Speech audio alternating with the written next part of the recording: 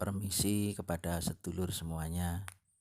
Assalamualaikum, Sugeng Rahayu, salam sehat, salam sejahtera, salam kasih dan damai selalu.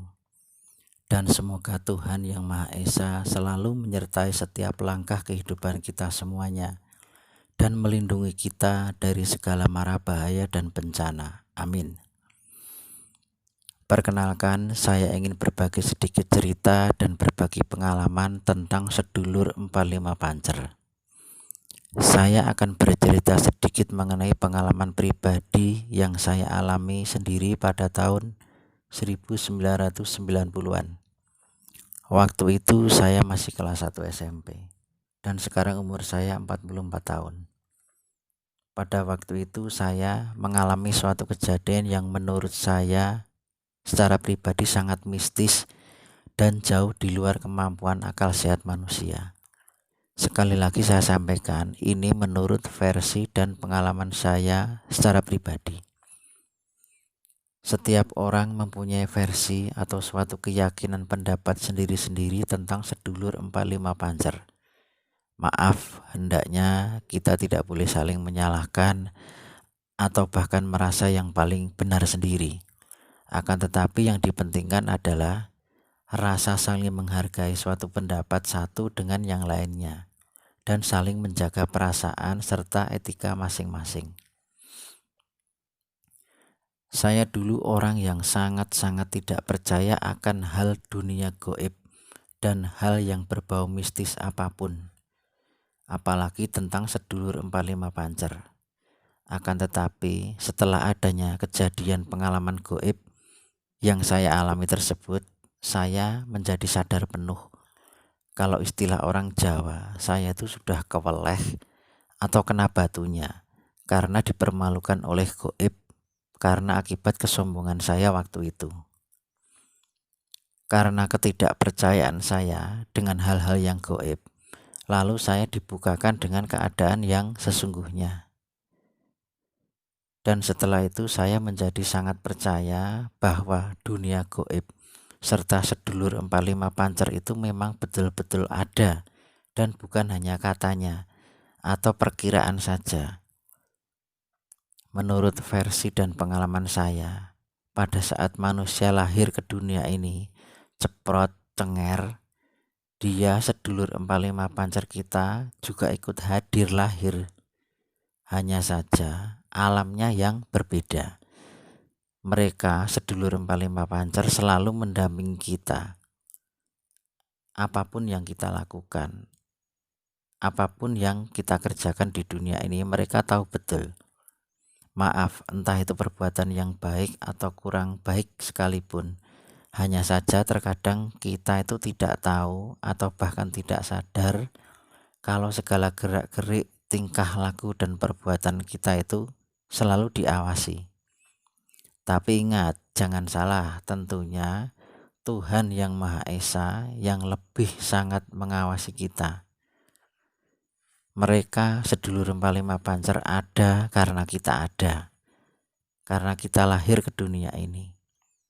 Mereka bisa diajak bicara langsung, mereka terkadang memberi kita solusi, terkadang mereka marah kepada kita, terkadang mereka menangis kepada kita melihat keluhan dan perilaku apa yang kita lakukan ini.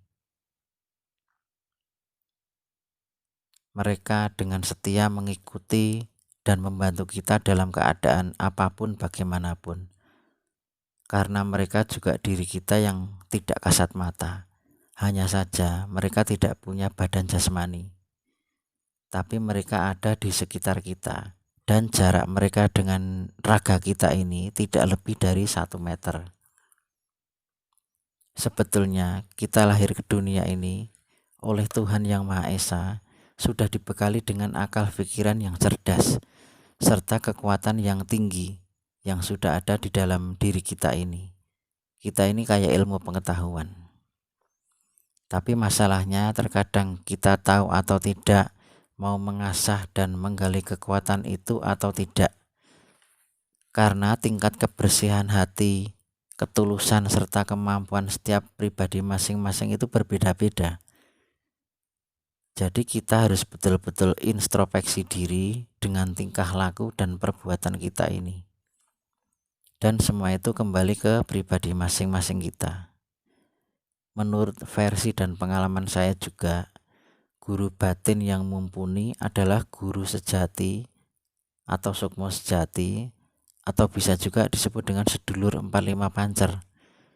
Tapi dengan catatan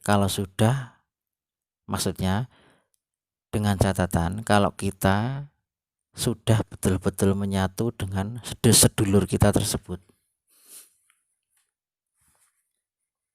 Sedulur 45 pancer bisa dipanggil dan diajak ngobrol dengan diri kita lewat suara. Bisa diajak sharing atau tukar pendapat dalam masalah apapun, bagaimanapun. Tapi maaf, sekali lagi saya sampaikan, untuk bisa seperti itu tidak semudah membalikkan telapak tangan atau inginnya secara instan. Akan tetapi diperlukan sebuah proses serta didukung dengan niat yang serius dan betul-betul untuk jalan kebaikan, serta nantinya untuk menolong antar sesama demi sebuah kebaikan, sehingga menjadikan sedulur kita itu lebih cepat nyawiji menyatu dengan diri kita. Tentunya semua itu tidak lepas dari izin dan kuasa dari Tuhan Yang Maha Esa.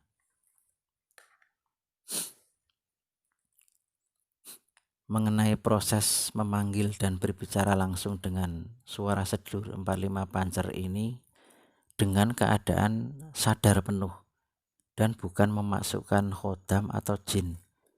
Mohon maaf agar tidak terjadi saling salah pengertian. Jadi begini, untuk bisa mempelajari dan mengenal sedulur 45 pancer tentunya tidak semudah mengamalkan dan praktek langsung bisa, apalagi secara instan. Maaf, bukan begitu pengertiannya, tetapi ibaratnya adalah jika ada sebuah pisau, kita perlu alat namanya batu pengasah atau wungkal. Baru kita asah pisau tersebut terus menerus agar tajam. Jika ada pisau pun, jika tidak ada batu pengasah, tentunya akan kesulitan juga. Jadi maksudnya, di dalam belajar mengenal sedulur 45 pancer, kita harus betul-betul tekun dan istiqomah dalam mengamalkan suatu amalan dan tata cara prakteknya. Yang penting jangan gampang putus asa, karena tingkat kepekaan setiap pribadi masing-masing itu berbeda-beda. Ada yang cepat atau lambat, ada yang lebih aktif atau pasif. Jadi semua itu kembali ke pribadi masing-masing dan atas kuasa dari Tuhan Yang Maha Esa. Mohon ini dicermati. Sebagai manusia yang lemah ini, kita janganlah bersikap sombong. Tetaplah rendah diri, membumi, serta hidup berdampingan dalam kasih dan damai selalu. Kita juga tidak boleh saling memaksakan suatu kehendak, apalagi saling menjelekkan.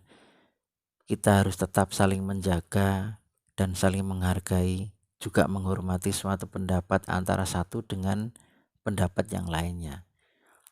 Karena titah kita sebagai manusia yang lemah ini hanya bisa memohon dan berusaha meminta pertolongan sepenuhnya hanya kepada Tuhan Yang Maha Esa. Maaf kalau kita mau jujur, sesungguhnya yang tahu maksud hati, isi hati, dan niat hati seseorang, serta tingkat ketulusan hati, pikiran seseorang itu, hanya Tuhan saja yang maha mengetahuinya. Dalam hal sedulur 45 pancer, biasakanlah menyikapi segala sesuatunya itu jangan hanya ilmu katanya, ilmu perkiraan, atau hanya menurut perasaan saja. Karena hal seperti itu hanya akan membuat bingung. Jadi begini, intinya kalau tahu ya bilang tahu, kalau tidak tahu ya bilang tidak tahu. Istilah Jawa, yen ngerti ya ngerti ya sing temenan, ojo mung gawe-gawe, ojo mung reko-reko. Jangan merasa sombong. Jangan merasa paling pintar sendiri. Jangan merasa sok menggurui. Jangan merasa paling hebat sendiri. Jangan merasa paling oke lah. Dan jangan pernah menyalahkan orang lain tanpa alasan yang tepat. Hanya karena diri kita ingin merasa paling hebat atau merasa paling benar. Sebetulnya kalau dipikir-pikir betul, belum tentu kita itu lebih baik dari orang yang kita remehkan.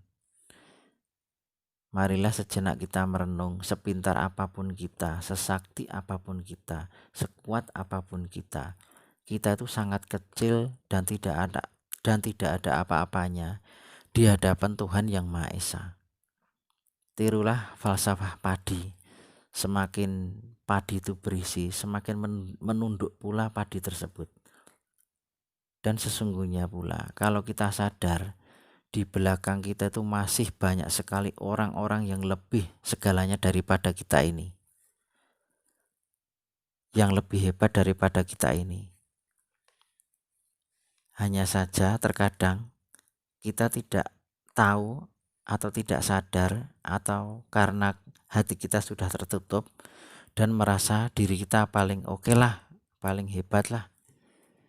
Maka dari itu kita hidup harus saling menghargai sesama dan bisa introspeksi diri. Demikian sedikit dari saya, barangkali saja ada yang berguna, saya ucapkan terima kasih. Akan tetapi jika dirasa tidak berguna, abaikan saja. Saya hanya manusia biasa yang lemah, tak lepas dari salah dan dosa. Dan jika banyak kesalahan atau kurang sopan dalam tutur kata saya, maka saya secara pribadi menghaturkan mohon maaf yang sebesar-besarnya. Terima kasih. Wassalamualaikum warahmatullahi wabarakatuh.